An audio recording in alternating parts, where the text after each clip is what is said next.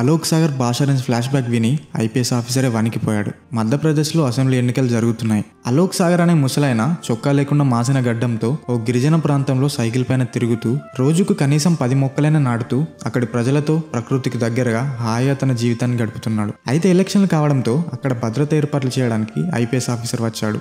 అయితే ఆ ఐపీఎస్ ఆఫీసర్ని పట్టించుకోకుండా సైకిల్ తొక్కుకుంటూ అలోక్ సాగర్ అటువైపు వెళ్ళాడు. ఆ ఐపీఎస్ ఎవరతను అని గ్రామస్తులను అడిగాడు. అతను ఎవరో సార్ మాకు తెలియదు, మా గ్రామంలోనే కొన్ని ఏళ్ల నుండి ఉంటున్నాడు, ఇంతకు మించి మాకేం తెలియదని చెప్తారు. అయితే ఐపీఎస్ ఆఫీసర్ అలోక్ సాగర్ ని పోలీస్ స్టేషన్ కి పిలిపించి పేరేమిటని అడిగితే అలోక్ సాగర్ అని చెప్పాడు. గుర్తింపు కార్డు అడిగితే ఇంట్లో ఉంది, వెంట తెచ్చుకోలేదు, భయపడకు, నేను భారతీయుణ్ణి, ప్రశాంతంగా సామాన్య జీవితం గడపడానికి ఈ గ్రామానికి వచ్చాను అని సమాధానం చెప్పాడు అలోక్ సాగర్. అయినా సరే పోలీసులు వరుసగా ప్రశ్నిస్తుంటే ఒక్కసారిగా కోపంతో లేచి నిల్చున్న అలోక్ సాగర్, నేను ఢిల్లీలో ఐఐటి ప్రొఫెసర్ని, ప్రముఖ ఇండియన్ ఆర్బీఐ మాజీ గవర్నర్ రఘురామరాజన్ నా శిష్యుడని గట్టిగా చెప్పి అక్కడి నుండి వెళ్ళిపోయాడు. అలోక్ సాగర్ గురించి ఎంక్వైరీ చేసిన ఐపీఎస్ ఆఫీసర్ కు నిజమే అని తేలడంతో బెటాలియన్ వేసుకొని అలోక్ సాగర్ ఇంటికి వెళ్లి అతన్ని అవమానించినందుకు క్షమాపణలు చెప్పారు. అలోక్ సాగర్ ఐఐటి ఢిల్లీ గ్రాడ్యుయేట్, ఎన్నో మాస్టర్స్ డిగ్రీలు చేసిన వ్యక్తి. ఈయన తల్లి మీరాండా హౌస్ ఢిల్లీలో ఫిజిక్స్ ప్రొఫెసర్, తండ్రి ఇండియన్ రెవెన్యూ సర్వీస్ ఆఫీసర్, తమ్ముడు ఐఐటిలో ప్రొఫెసర్ గా ఉన్నారు. అంతటి ఉన్నత కుటుంబ నేపథ్యం, ఉన్నత విద్యావంతుడు అయ్యుండి గిరిజనుల కోసం అని ఓ పూరి గుడిసెలో జీవించడం,